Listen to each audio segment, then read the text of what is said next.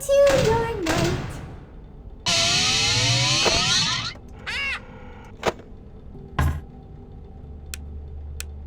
Now I will tell you the story.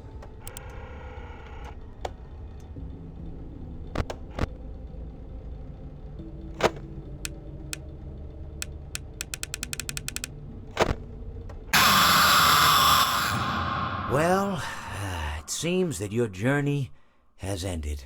Very sorry about that. It was always going to end this way, of course.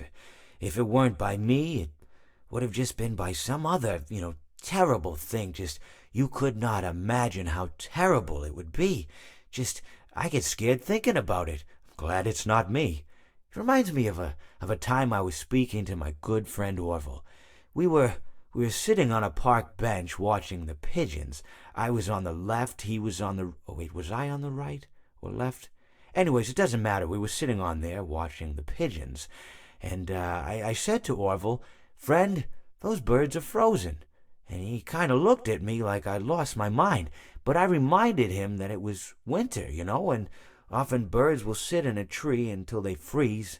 And then they sort of fall to the ground until the sun warms up and they can, move around again. So I said to Orville, "You might as well save those breadcrumbs until the birds thaw, because they can't very well enjoy them in the condition they're in."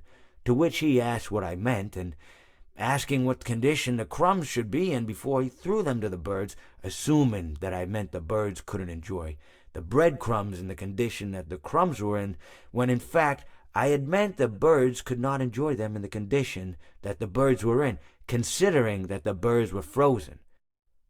So he took a moment and then threw his last handful onto the ground. I said to him, "Orville, why did you throw the breadcrumbs to the birds when I just told you they're frozen?" To which he responded, "The breadcrumbs are not frozen." Again, misunderstanding my words. I didn't mean to say that the breadcrumbs were frozen when I said I told you they're frozen. I'd been referring to the birds. In hindsight, what I should have said was, and this would make perfect sense, "Why did you throw the breadcrumbs to the birds when the birds are frozen?" He misunderstood upon my correction, stating that he didn't know what else to do with the breadcrumbs, and that perhaps, when the birds thawed, they'd still be able to eat the crumbs. So I said to Orville, and this is what I said to him, I said, "Orville, the birds may be dead,